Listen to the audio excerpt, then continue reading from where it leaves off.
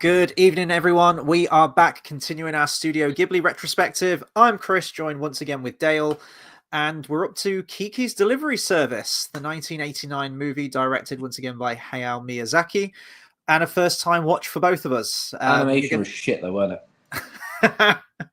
Like, I know, I'm not even joking. I don't know whether it was something my TV was doing it, but it kept the frame rate was dropping. It was weird. Wait, what? Yeah, there was bits where I was like, I looked like, I don't know whether it was just my TV, but there were That's bits probably where your TV. I I don't watched it on know. Netflix. It was fine. It was I did watch it absolutely on perfect. Netflix, but Did still, you? it had its moments, and I was very confused. This looks outstanding to me.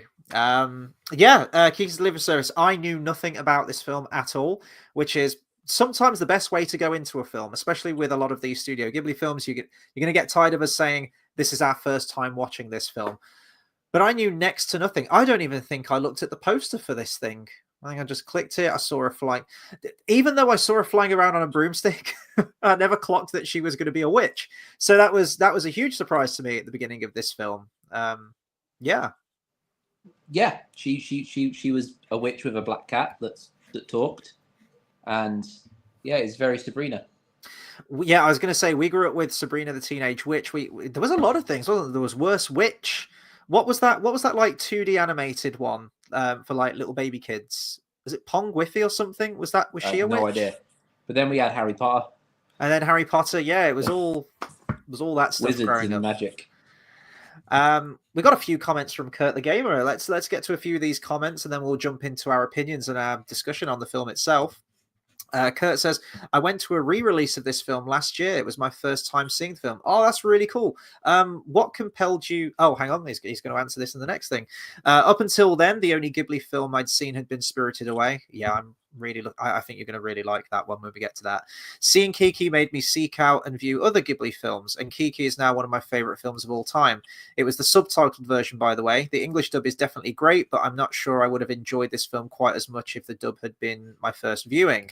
The original Japanese voices are just so good, and the only thing I knew about this film was that it was about a little girl witch. So similar boat to you then, Kurt, because I'm watching all of these in the Japanese language with subtitles, and Dale, you're watching these in the English dub, and I don't think the dubs are particularly bad. Maybe some are better than other ones, but I know that Disney preside over them, and they treated them with a lot of care, and there's a lot of attention given to them to get them just right. So, what were the voices like? The English voices in the version you watched? Spinelli from Recess was in it. Oh, really? Yeah, played the I little know kid. Kirsten Dunst plays Kiki, right, in the English version, I Is think. it Kirsten Dunst? I can't remember. I can't remember if it's her, but I did look up the little. There was a little kid, and I was like, "That sounds like Spinelli," and it was, and I was like, that was good. But no, the English voices they were good. They were good. Yeah, they were just as good as the rest. I mean, there's not been a bad one at the moment. It's not been like, oh, what the fuck are we doing here? Yeah, it stands out or anything. Yeah, but I mean, I'm kind of hoping for a bad one, like just really, really bad that is just funny. So yeah, jumping into this film, as I mentioned, I knew nothing about this film at all. When the music queued up, Joe Hisaishi, again, absolute genius with all the music I've been listening to. There's a great playlist. It had that music in it, didn't it? That one with the thing, the you know, the music. Help me out here. Go on. Continue that thought. The one with the thing, the music that's in other things, the witchy thing. I don't know, but the music at the beginning when I heard it, this is before I even knew it was about witches or anything like that. I was listening to the music and there was this sort of like kooky, creepy vibe to it a little bit. And I thought, oh, okay. And then it goes into the house and it kind of looks like a bit of a haunted mansion kind of thing. You've got the, I don't know if it's at that point that the mom's pouring like a black potion into like a test tube or something. And then very, very quickly you realize this is a family of witches. And I thought, are we going to have some kind of Addams Family situation here or the Munsters or Dark Shadows, something like that. And very, very quickly we leave the family. And we leave all of that behind. And that's essentially the tradition of the family is that when a witch comes of age at 13, she has to leave the house. It's like, right, go and get a job, leave the house. You're not welcome here anymore. And they have to find a town and sort of set up shop for themselves, really. which is a bit of a shame because I was hoping that we'd see more of this family dynamic at the beginning. I know that's not the story, and I know that's not the story that because it's based on a book, actually, a 1985 book.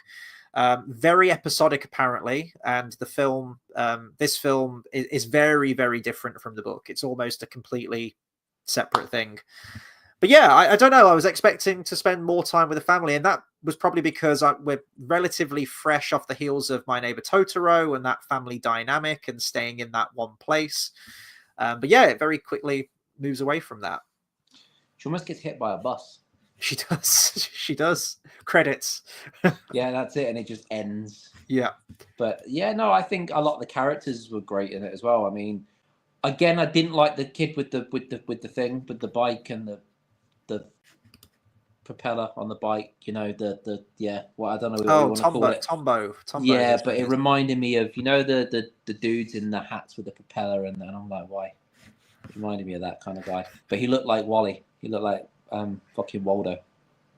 Oh yes, he did. Yeah, isn't there a bit where he's dressed in like a striped t-shirt at the beginning? He looked like Waldo, and then he was on a bike with a propeller, and I was like, "You're a twat." And he reminded me a little bit of, you know, that annoying kid in Totoro. Oh yes, yeah, the one you didn't like. Yeah. He reminded me of is it Wacky Races Professor Pat Pending? Is it? And he's like flying machine. Oh yeah, with Catch the Pigeon, which is Stop the Pigeon. Stop the Pigeon. Yeah. The ultimate Mandela effect. Yeah. Can you just bump my volume down just a fraction more? Got a couple more comments from Kurt here. He says, Kirsten Dunst is wonderful as Kiki. Phil Hartman as Gigi is great in his own way, but it's a very different take from the original Japanese.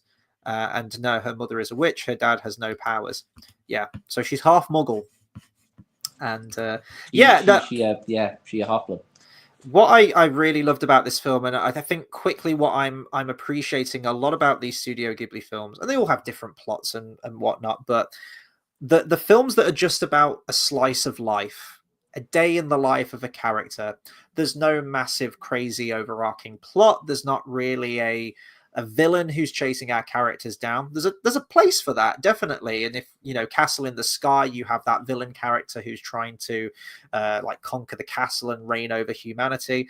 Stories like that are absolutely fine, and it's good to have tropes like that. But I'm really appreciating films like this and My Neighbor Totoro, where it's just kind of like a nice day in the life of a character, isn't it? What did you just drop?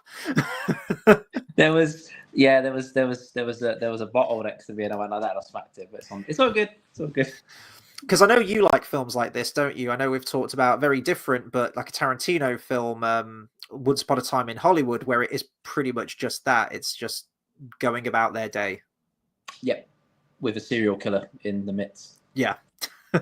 Who isn't a serial killer because he didn't kill anyone. It's true. So yeah.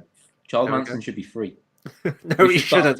I mean, to be fair, he is dead, but we should have like picketed, be like, Charles Manson, set him free. He never killed anyone. Technically, he didn't kill anyone. What crime did he commit? Oh, he was a fucking nutcase, though, wasn't he? Best place for him. Yeah, right. Yeah, but, you know, so a majority of women.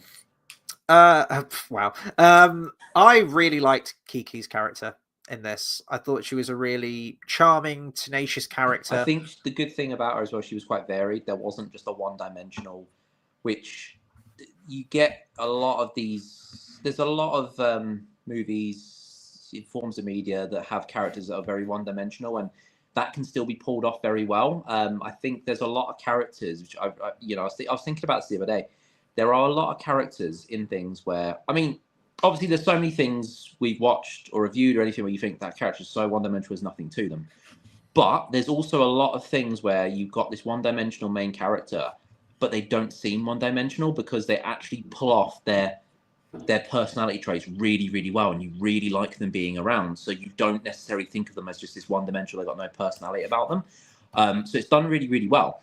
But one thing this character did was there was variation. There was very different. You know, she had these. She felt like a very. I was going to say biological. That's a completely wrong word, but a thingy character. You know what I mean? She actually had a personality rather than you'll get. As I say, you know, some things where the character has a personality towards one thing, and that, you know, and it can be handled very, very well because they'll do things, and you think, oh, this is great, but if you really think about it. You only see like one set of emotions from them or two sets of emotions. But this is a character where you see quite a lot, and she did things that acted in different ways. It's kind of like like obviously she was quite curious about, well, I want to leave, I want to do this. She's quite blah, blah, blah, blah, all that kind of stuff. And then when she meets little Waldo man, she the whole like she ignores him. Oh, you shouldn't talk to me because of this. It's quite, you just see a lot of levels to her, which I really liked. Yeah, it's a great coming of age story, and she really does go through the whole gamut of emotions. There's the wide-eyed, curious aspect to her when she's trying to find her town. They all have to go out at the age of 13, fly on their broomsticks, and find a town where they can settle down in. They play around with a lot of stuff at this, because when she's initially flying on that night, she meets another witch, and I thought, oh, is this character going to come back? Is this going to be like her best friend, or a bit of like an enemy at first, and then they're going to become friends? That character never comes up again. But I quite like that. It's just that, witches exist in this world from all over the place, and they're going to cross paths. But I like that this film doesn't shy away from sort of the troubles that a teenager goes through. I think it's a bit young maybe at 13, but a teenager essentially coming into adulthood and having to come into a world with adult responsibilities, Jewish, isn't it? It's Jewish, isn't it? 13. Become an adult. Is that, I don't know. I don't know. Yeah, it's a Jewish thing. Like when you're 13, you become an adult. So you get your bar mitzvah? Is that what it is? It's okay. I don't know if it's just males. I don't think that was the inspiration for this, but I'm saying it's a thing, isn't it? Like some places 13 is like the thing. Yeah, but I don't know if it's like, it's not like, it's not like they can like drink or anything like that. They don't actually, but it's like you've become an adult. So it's kind of their religion's way of being like, you're going to now be given all the adult responsibilities, but none of the fun. Yeah. It's like just saying, just so we can just make a point, and it's just really weird. But yeah, it is. So you say obviously it's quite young, but there are a few cultures and stuff that do that. Oh yeah. Yeah. It's like, right, you gotta get out, you gotta leave home, you gotta get a job, you gotta find a place to stay, you gotta try and balance a social life, and all of the tumultuous things that happen when you're an adult and your responsibilities and whatnot. And most people, like, it's hard to do that when you're 60. You go, right, I've got to start like trying to be an adult now. Yes. So, some of us get there a lot later than others, and some of us are still trying to fucking get there in the first place. Oh boy, it's the joys of adult life, isn't it? But I like that, she does approach all of this with this very enthusiastic, and it's sometimes characters like that really get on your tits, right? They just like, they're just so saccharine sweet, and they're just so positive about everything. But not Kiki. Like she really does go through, you see those cracks of vulnerability there, and when things get a bit too much for her, she escapes to her room. She's got the companionship of Gigi, who she confides in, who sort of symbolizes that childlike aspect to her, like somewhere like this vestige of some like this solace that she can talk to and confide in, and have fun antics with, which is an interesting plot point towards the end of the film when she loses the ability to talk to Gigi and she loses that magical power.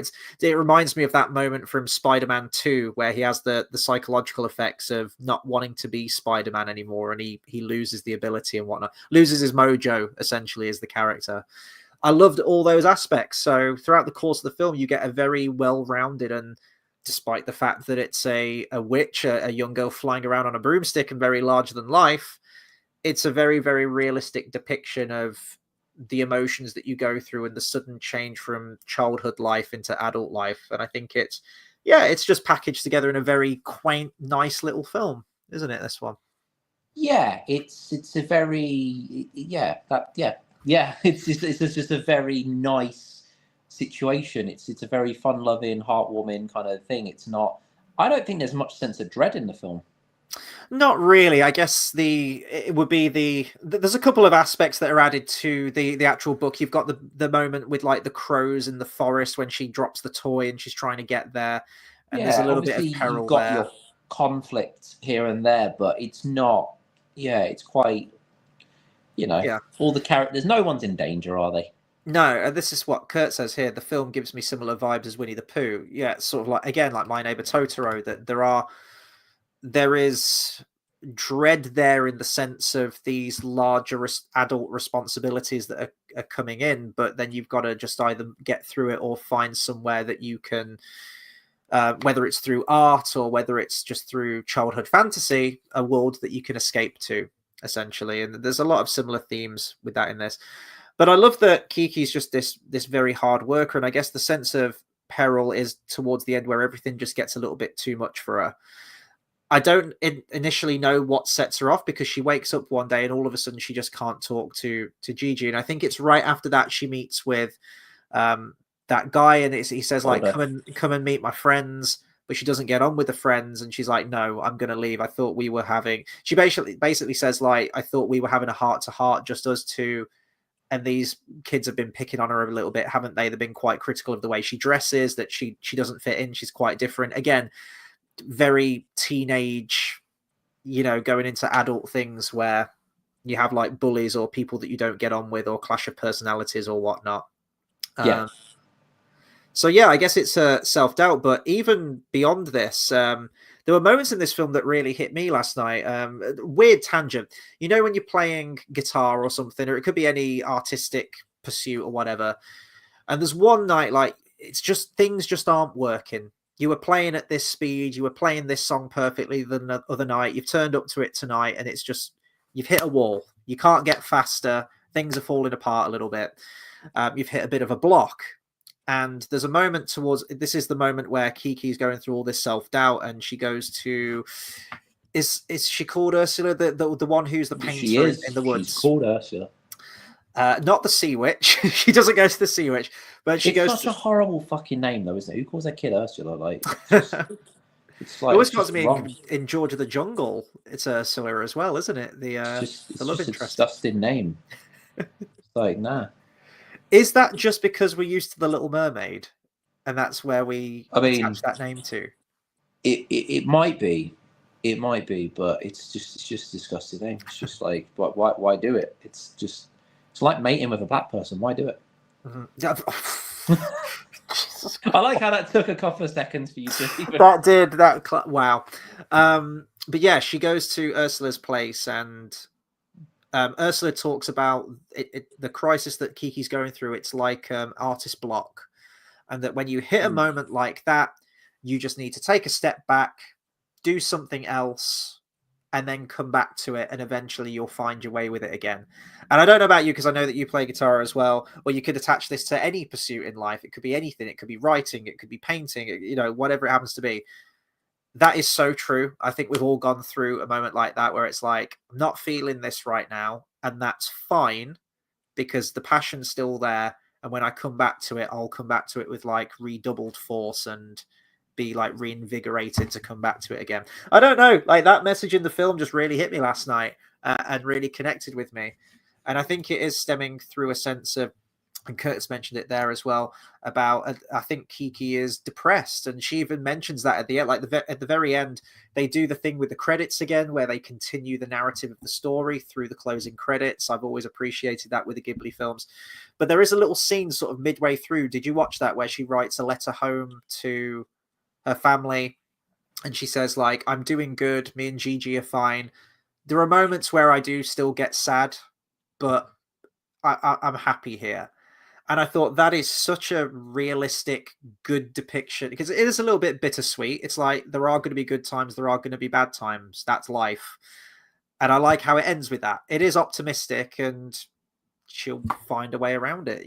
We all do. So some really good messages in this, I think, that are handled with tact and a lot of subtlety. True, but I think if someone wrote me a letter and was like, sometimes I get sad, I'd be like, good for you. Like, you'll be all right. Like, do you know what I mean? It's like, why bring that up? It's like, it's like at a wedding, like, oh yeah, sometimes, life ain't fun, but today's good. It's like, bring her down on the day. Well done. Good for you. It's like, you don't need to tell us that, but I know she's in correspondence with her folks, and I don't know how long she was traveling for quite a while, wasn't she? Because she lands in the train, and then the train goes throughout the night into the morning. So, she was probably traveling a good way, but I don't know whether it's inferred that she would regularly visit her parents, or whether she just write to them and she's just going to build her own life. I don't really know the whole situation with that, really. But Kurt says, I took it that she was depressed after flying through a rainstorm to deliver a pie, only to have the kid treat her like crap. It destroyed her confidence temporarily. Yeah, that kid was a fucking brat. I hated that. I felt so bad for Kiki at that point. And Kurt says the artist lady is never named in the film. The Ursula name is what she was called behind the scenes. Oh, interesting. Okay. Yeah, Do you know what? I didn't realize. I knew her name's Ursula because I looked at obviously the characters and stuff. Didn't realize if she wasn't named. It's interesting. And Kurt says in the book she does visit her parents again.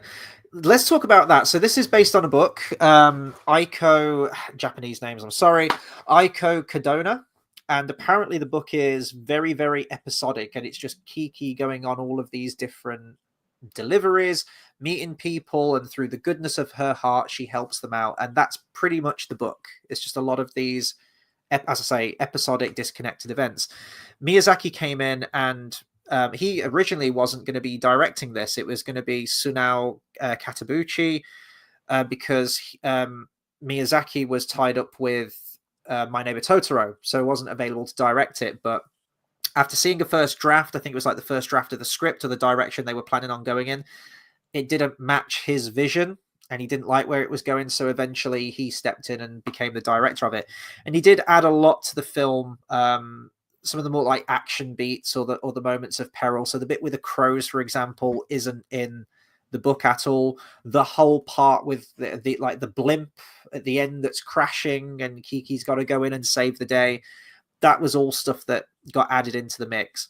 And the author of the book really didn't like the departure from the source material. I think that's probably something a lot of authors go through, in that you've spent time crafting that story, but your she vision. did like the paycheck. Well, after being invited to the studio, quickly turned around on the idea and gave them her blessing essentially to continue with the film. And I think it's fine. I think as long as you capture the spirit of the book, which, having not read the book, maybe it does, maybe it doesn't. But I think it's fine to have something that, as long as both are good, it's okay to go off in a bit of a different direction if it serves the film experience, because it's a different medium. It's a completely different medium. It can't be one for one. As much as sometimes as book purists would like that to be, as a Tolkien fan, it's just like, oh, I want it's impossible to have a I think there are some one. things that work better visually and some things that work better in a book. Exactly. You got to think as well, like, for instance, Tolkien-wise, again, going back to that, the whole riddle game thing, that works on paper. If it was a movie first, would that have been the idea? Do you know what I mean? Like, there's probably things he probably would have thought visually. There's a more interesting, probably. I don't know. I mean, I think the riddle game's great, but what I'm saying is there might be something visually you think, do you know what? It'd be really interesting if we do this. But when it comes to paper, your idea is this because this works out on paper. So there are some things that do just work better. Yeah.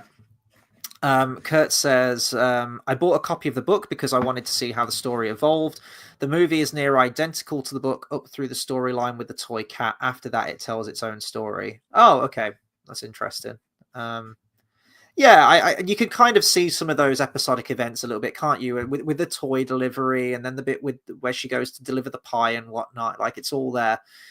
But I think had it have just been that, it could have been fine. But you got to the end of the film, you'd be like, well, what's this trying to say? What's the point of this story? What's the journey the character's gone on? So I think adding a couple of moments of self-doubt in there where she loses her powers adds a little bit of intrigue to the story, maybe. I don't know about the whole blimp crash thing, but it's a moment where Kiki can prove herself, prove herself to the town, but really at that point in the story, after everything she's gone through, prove it to herself that she's got what it takes and she can overcome the anxieties that she had beforehand. I really liked Gigi as a character. What was the voice like in the dub for Gigi? I did, but I couldn't not see Salem, and I was I wanted to be more sarcastic. Mm-hmm. I wanted more of that. So I did, but I couldn't not see. Like, to me, it was very the same. Mm-hmm. But I just wanted him to be more sarcastic, really.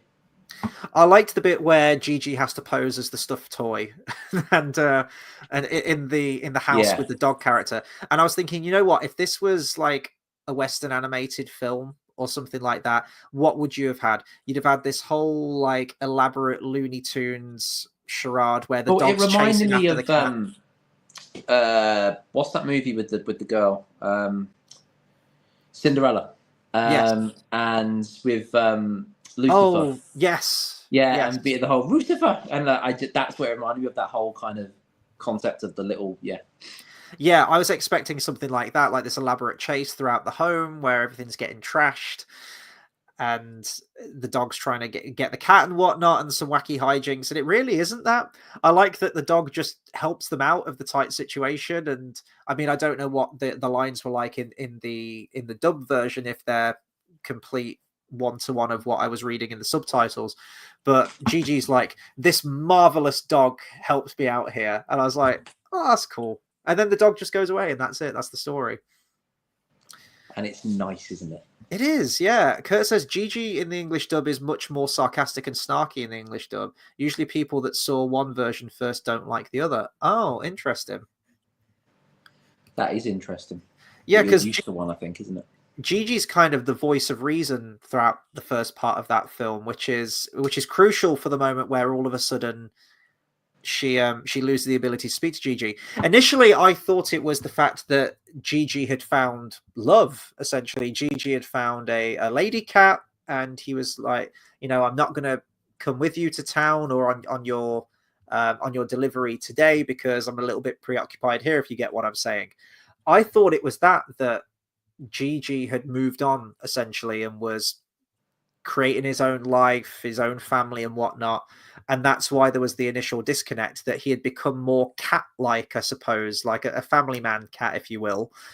But it really wasn't that, was it? But at the end, she doesn't start talking to Gigi again, does she? He's still just a silent, meowing cat at the end. She never even though she gets her witch powers back, she still doesn't have that ability to speak to Gigi anymore.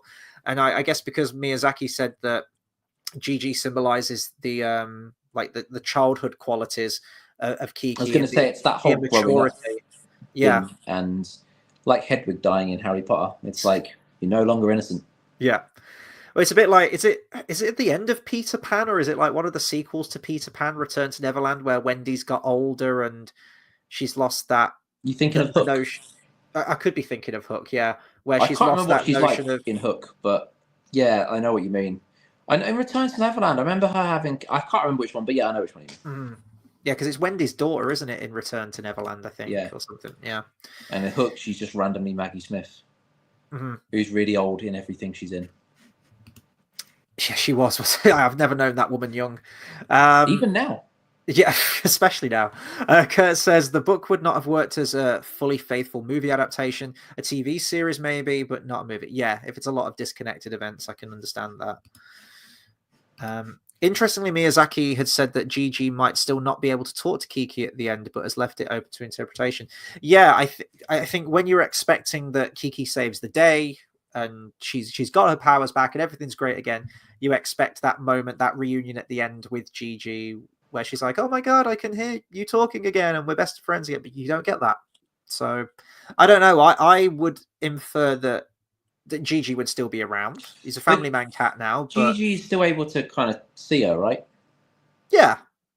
And like, yeah, how weird is that? Just sat there, just like, I can see you and hear you, but I can't say. And Gigi's got the kittens at the end, and moved on with life. I think that's just what it is. It's just about moving on and getting older, but trying to balance everything in your life. So, Kiki does find a friend in Ursula, and she does have some kinship there. She's essentially got a loving family who she's still in correspondence with. She lives with is it Asana, or is that Asono? I can't remember her name. The lady who runs the bakery, essentially. So she's got it pretty good. She's got a good little business going. What? I thought she was pregnant the whole time. She is. Oh no, because at the end. Because at the end, she says, "I'm going into labour. Call the ambulance." Oh yeah, no, oh yeah, that's a good point. But yeah, right, hang on. Yeah, well, no, but she from the beginning. Yeah, but she is from the beginning. It's not like a gradual thing. It's not like she's a fat lady who owns a bakery. She's pregnant. Oh, so she's not right. Okay, I thought it was. Yeah, that's what I mean. I thought she was like. And then when then Kiki saves the day, she's like, "Yeah, go Kiki." She's like, "Oh Christ, okay, you better call the Oh, ambulance." okay, Because this is what I mean. I thought it was like a, fat and then pregnant and then you know what I mean. It's like one of those things where you don't ask a fat woman if she's pregnant, or you don't ask a pregnant woman if she's pregnant because it's I love how business-minded Kiki is. Like she gets there, and out of the goodness of her heart, she does an act of service where she hands the pacifier off to the new mom whose the baby has left the pacifier there, and then she gets a place to stay. And as soon as she's there, she's oh, I want to help. I'll clean. I'll help do this. I want to pay my way. And she's like, I want to start a delivery service. I love that. And she's a one-man crew on this whole thing, essentially. And she gives it her everything. She puts herself out. She's a hard worker. And it's just nice seeing a character like that, a character that does go through struggles, that is vulnerable, that, unfortunately, Kiki can't go to the ball tonight because she's out in the rain having to work. It's nice to see a character. I'm going to say, like, it's nice to see like a character just go through all these horrible hardships, but it does make the character stronger, and it does make you empathize with the character more. And when they eventually do come out good at the end, it just makes it all the more satisfying. Which is why I hate characters, low hanging fruit. But Rafe from the Star Wars sequels, when a character's just good at everything. I don't remember a character called Ray. Yeah, it didn't not canon, didn't exist. But when a character's just perfect and doesn't go through any struggles or anything, it's just really boring. Now Kiki is liked by everyone apart from the police officer, probably. When she starts, she almost causes a pile-up, doesn't she? And there are some people in the town that take a dislike to her, but for the most part, most people take to her and really like her as a character, and she's very pleasant to everyone. But it is just those struggles throughout her day-to-day life and her just getting through it that I really appreciate. There was a bit. Did she get her ruby slippers in the end? When she's looking in the shoe shop, when she said like, "Oh, I'd love a new change of wardrobe," and she looks at the red slippers. Did she? I don't know. I can't remember. I don't remember her getting them. Because it is. I did see a piece of analysis that someone had written about how Kiki's delivery service is showing the clash of traditionalism and modernism, how she has elements to her that she dresses in black, which is very traditional for a witch, and she has her with really big fucking like a giant nappy on underneath. Yeah. Which is really odd. And then she has her mom's old family broomstick, which she uses, and all very traditional stuff. The way that Kiki conducts herself and her values and everything are all very traditional. But then she has like the big red bow in her hair, which is a push towards modernism. And she does have this call to change her wardrobe and fit in with everyone else. The poster's great. And this is why I left this. If I just bring up the thumbnail real quick, when I was trying to adjust it, I thought, well, no, I'm leaving out the most important part of the poster here. It's the reflection in the glass right there of the door of the outside world, of the person in the dress walking past there, and the car, and that the freedom that people have, but Kiki's having to work and work hard, and she has to be denied of some of these luxuries every now and then in order to make money and to eat and to pay her way, essentially. Yeah, like most of us. She feels the most human. Yeah. And it's about those good moments, finding those good moments, because adult life is shit. It really is. To be fair, though, I didn't love a load of the other characters. I thought they were okay. I quite like the supporting. I don't know. Asano was quite nice. Didn't like the dude. He was a bit of a prat. The pregnant lady, fair enough. Like, she was cool. I liked her. The old lady was nice. Yeah, she was all right. I think, the little old lady, her grandma, whatever thingy, she was cool. You're literally listing off every other character and saying they're cool, they're cool, they're cool. It just sounded like you didn't like Tombo. Yeah, but I don't know. I just I think as a general for the world, the characters were just cool. Like, not well, no, they weren't cool. That was my point. But were just average. Do you know what I mean? And well, the folks, Yeah, the focus is on Kiki, isn't it? I suppose, and Yeah. that's one. I tell you one thing that I did absolutely love, and this is something that's always struck me with all the Ghibli films that we talked about so far, but especially with this one, is the actual setting, the village that she's in. I was looking at it, and I was instantly like, this is based on some kind of like European seaside town, isn't it? Something like that, and it is. Miyazaki traveled to locations in Sweden, and I think he went to places like Stockholm and things like that. So the town is very, very much based off the towns. Like there, you see like the colors, and I think it is a bit of an amalgamation of other places as well. I think there is some San Francisco elements into there with like the big hills where they're having to like bike up and whatnot. But it's such a quaint town. I'm just looking at this, and it's like I want to live in this town. It looks so nice, quiet, out the way, pleasant seasidey town with like the seagulls and just being near the harbor and whatever. I mean, if anyone's ever been to like a coastal holiday, like a proper seaside town, you know, they've got boats in the harbor and like fish and chip shop at the side and the sound of seagulls in the air. It's just good for the soul, man. I love it so much. And this, and I think the village in Castle in the Sky, you know, the one that was based on like Welsh mining towns that he went to. I think Miyazaki and just Studio Ghibli in general are just so great at capturing that world. I won't even say like realistic world, but a lived-in world that just feels so nice to be there. My Neighbor Totoro as well, the rural living, and it's just so pastoral and idyllic. And yeah, that's some of the strengths I think of all of these films that we've looked at so far. And one thing that's not good at capturing that is Wallace and Gromit. They don't have the most lived-in worlds, do they? You watched that creepy video, didn't you? Why Wallace and Gromit is terrifying. I didn't know. Oh, okay. I was just thinking back to when we did the Wallace and Gromit thing, and like, there's not always loads and loads of people, is there? Mm-hmm. So They've started adding more to Wallace and Gromit though, but the older cartoons, yeah, there's a word for it. It's this uncanny thing where it's like we're in a village, we're in a town, or we're in a city, a place that should have lots of cars, lots of people, and there isn't. Like, what happened here? It feels very uncomfortable. Because Wallace and Gromit murdered them all. Yes, maybe. Maybe. Oh, Kurt says the original book of Peter Pan ends with Peter taking Wendy's daughter to Neverland. There you go. I guess there are grounds for the sequel. So he kidnaps her, essentially. Yeah. Like, I knew he was sketchy. You're my wife now. just takes the daughter. Anything else that we can talk about this film then? Because I know we're coming up to 40 minutes. Oh, the music. What do you think to the music in this one? No, I like the music. It wasn't as standout as some others. Like My Neighbor Totoro was still the most standouty one. It was good. I don't have any complaints with it, but it to me is kind of like the rest of the cast. Very sort of like, yeah, it was average. It was there. It wasn't bad.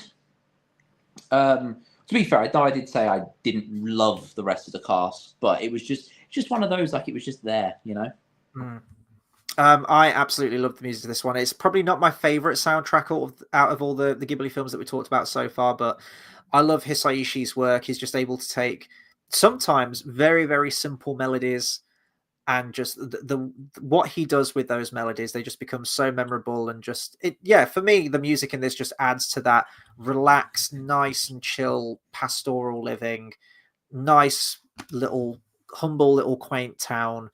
It's just pleasant to listen to. I like the sort of kooky vibes of the main theme because, as I say, I heard that before and I thought, oh, is this like, this sounds almost like a bit Harry Pottery, like a little bit spooky in some aspects. And then we went into our opening scene. They've got that witch song in it.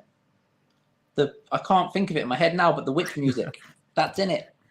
The opening. Okay, this is going to be a difference between the dubbed version, the subtitled version and the dubbed version. Is the opening and closing song of the film, because they always have an absolute bop in these Ghibli films. And yeah, the opening song is Kiki listening to her radio as she's flying, and it's almost like this 50s rock and roll jazz kind of tune a little bit, really, this really upbeat bop that she's listening to. And then the closing song was quite nice as well, but I think it's different in the English one. What were the songs like at the beginning and the outro? Do you know what? I watched it yesterday. I can't remember like what how different it is. I'll have to compare them, but Mhm. I didn't realize they were different. But then again, we've had that a few times, haven't we? There's more music in the English dub versions. Was it Cast in the Sky? It opens very quiet, but in English dub, there's music. Yes, I think so. Interestingly enough, about this movie, about the dub, is that I believe this was the first one. The first film under a new deal to be released in English. Out of all the Ghibli films, it was released in 1998. I think. Don't quote me on that, but that's what I'm reading there. It seems like this was the first one that was chosen. So, yeah, interesting stuff. I thought the dub of the others was 2000 and something. It could have been. I don't know. I was just reading there. Two dubs, wasn't there, for a few of them? Yeah. Oh, yes, like the edited down versions of Naishka. Yeah, and then the final dub was in like 2003. I can't remember, but yeah. So this might have been the first that they were just going, right, we're doing that straight away, and then the others kind of got backlogged. Yeah.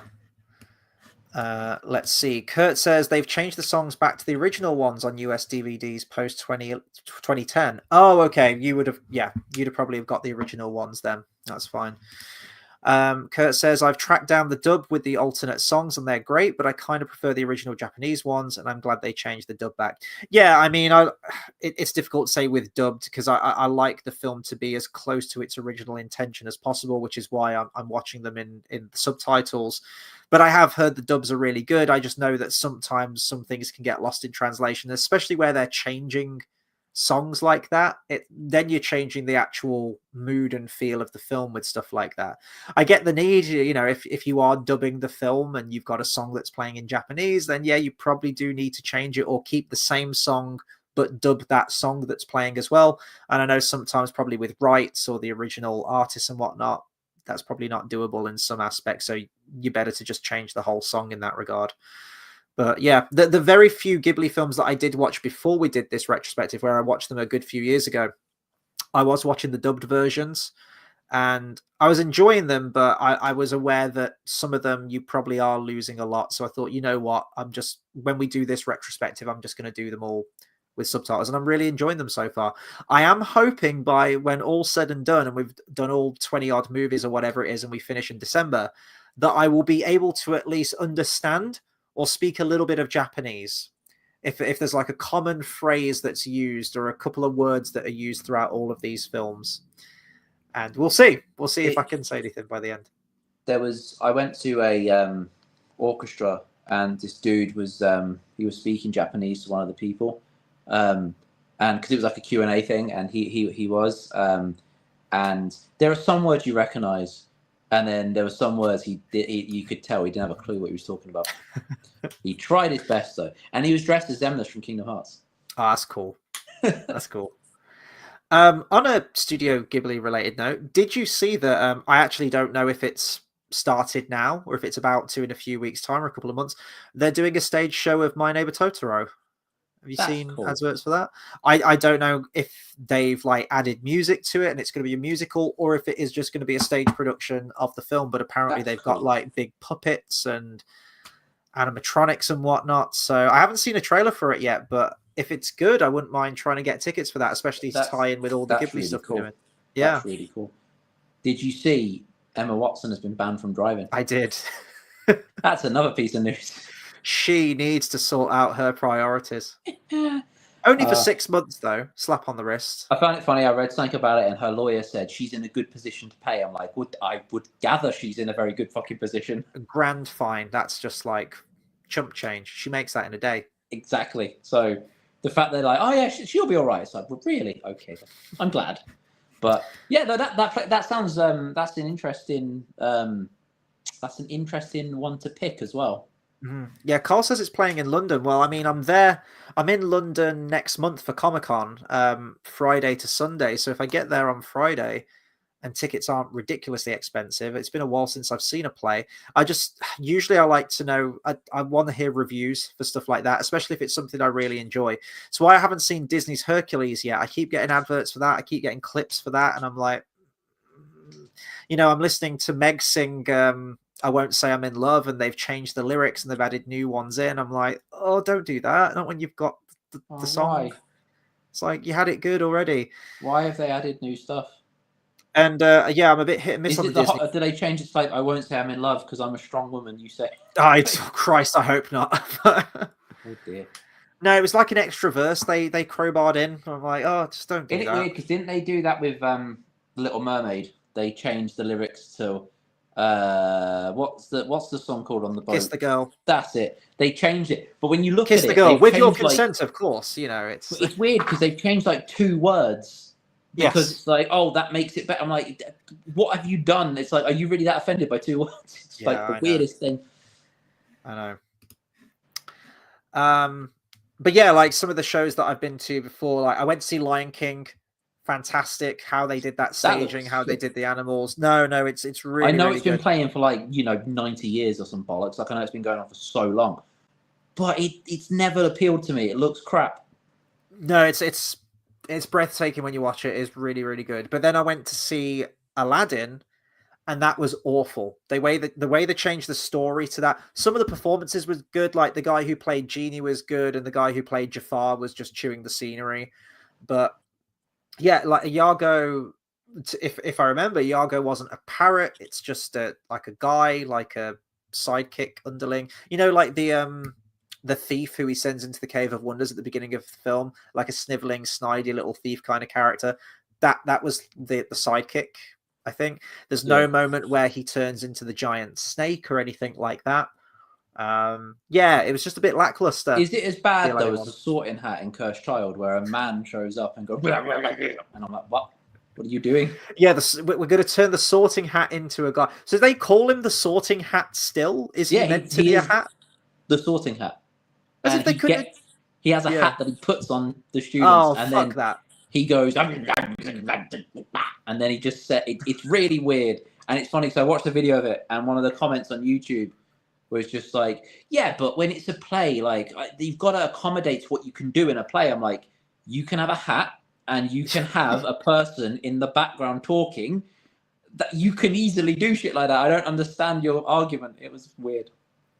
Carl says Back to the Future, the musical, was good. Really clever what they do with the car. Yeah, I've heard the special effects are really cool in that. There's some things that they'll do a musical of, and I'm like, again, like Back to the Future, I'm like, I can't imagine that as a musical. They did a musical of Death Note.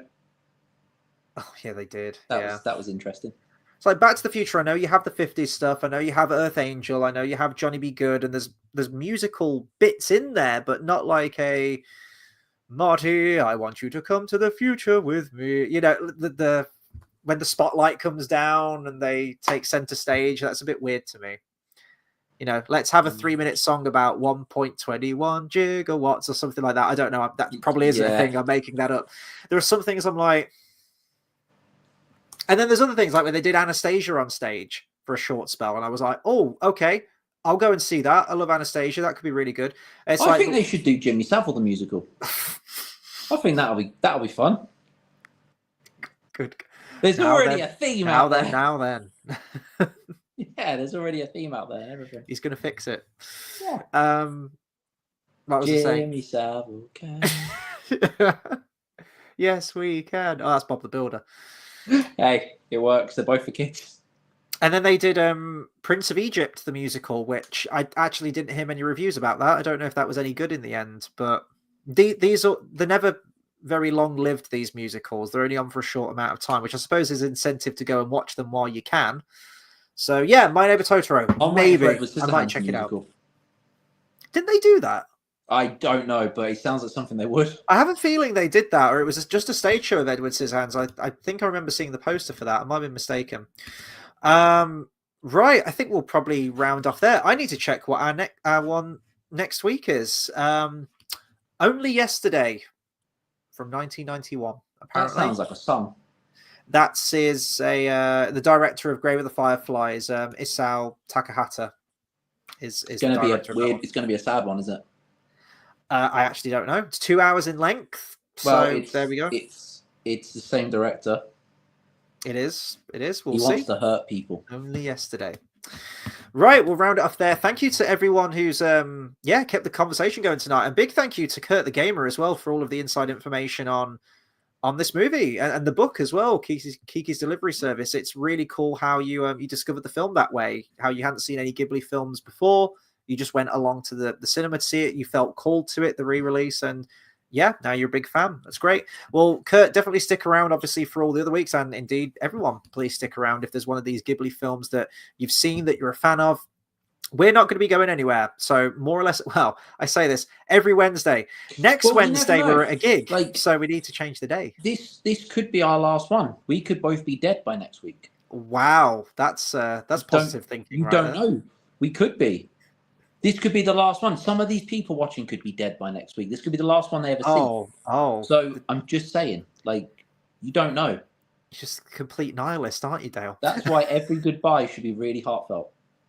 Because you might it always never is see for us me. again. It always is. But yeah, we're at a gig next Wednesday, so we need to decide when we're doing the review. We're either doing it Monday or we're pushing it back a couple of days. I don't know. What's the plan? We could do it after the gig, but we go to the gig, we do Return of the King, and then we do the review. It's like do it at 3 o'clock in the morning. It'll be fucking later than that, won't it? It's probably it'll be a different day. It'll probably be the day before. We might do it on Tuesday or something like that, just to get it out there, so we still meet our one a week. So yeah, check my community page. I'll have all the info on there. In the meantime, I will be doing an unboxing video. So I mentioned on my previous video, our Superman review, that I am going to be taking a little bit, just a small bit of a back seat away from the channel just for a while. I'm still going to be doing these Ghibli reviews. That's fine. But where I've been having to do all the Superman reviews and all of the other stuff and any other videos that are required of me on top of, work and practice on stuff and other things that I need to get taken care of, I really want this summer to be a big focus on finishing or at least nearing completion on my Hobbit edit. So I need to take a bit of a back seat from as many regular videos as I've been doing. So the Studio Ghibli videos aren't going anywhere, but I am planning on doing an unboxing video of this wonderful thing that came today all the way from Australia. It's been an epic quest getting here, and yeah, I can't wait to do an unboxing of that. So I'll probably do a video on that. Is that the section you told me about? Yes, it is. They really compact it down now in the small little boxes. I thought they do that. It's travel size. Yeah. Carl says, which gig we are going to see? Well, I mean, you don't have tickets yet. I do. So hopefully you can get yours soon. It's I was going to say it's a three-way. Oh, what a three-way it would be as well. Ches Kane is support, and then you've got Vixen, and then you've got Lita Ford. So cross a few more off the 80s bucket list. Vixen are one of my favorite bands from the 80s. Love their music. It's really just their first 2 albums are the main ones, but great couple of albums. Love that band. Never thought I'd get to see Vixen, so crossing that off will be a huge one off the bucket list. And Lita Ford is another name that I never thought I'd get to see. And considering we went to see Ozzy a couple of weeks ago and get to see Lita Ford, in my mind, I can headcanon it together that I saw them perform that song. I wonder if we could hold a sign that says, "Where were you at Ozzy's gig?" See if she actually says anything. Yeah. I wonder if she's even going to mention it. I have this weird feeling she won't. It's like, I did this song with Ozzy. By the way, he had his final gig the other week. Great guy. Great guy. She hasn't even said anything on the face. It's so weird. Or she might just go into the song and just sing it, and that's Maybe she's got dementia. Maybe she forgot. I don't know. That'd be a match made in heaven, wouldn't it? You've got Ozzy who's got Parkinson's and then Lita Ford who's got dementia. Imagine that, and then they're playing the song, and halfway through they look at each other and go, "What were we doing again?" Also, SeaWorld Man, yes. Christ almighty, I can see your comments. Thank you. Yes, I can see your comments. Thank you. Yes. Yes, I can see your comments, SeaWorld Man. I can. Okay? I can see them. Whew. Right. Yeah, that'll do it for us. We'll round off here. So at some point this week, I will try and get that unboxing video done to you because I can't wait to open that thing. Do you know what's weird though? The whole you used to, when the Disney ones hold up the DVD and be like, "This is next." On these, we don't do that. No, I know, because I quickly realized that if I was buying all of these Ghibli films each week, then it would cost me a small fortune by the end of it. I've also had to just spend a lot of money for Comic-Con, an unfathomable amount of money to get autographs on those 3 posters. The kind of money I don't even want to talk about, I don't even want to think about or anything like that. I'm just going to bury my head in the sand thinking about it. So I can't buy a stack of DVDs on top of it. But conveniently, they're all on Netflix. and I do have a Netflix account, so I will buy these films at some point. Though I bought Nausicaa and I bought Castle in the Sky, and then I found out they were all on Netflix, so I've just moved to that. But I like physical media, and these are great films that everyone should have in their collection. So I will be buying these once all said and done. Once I've saved a couple of paychecks for the next few months, just to, until things quieten down a little bit. Okay, we'll round off here. Thank you to everyone who's tuned in tonight. Appreciate all you guys. Hope you're all keeping well, and we will see you on the next video. Take care, everyone.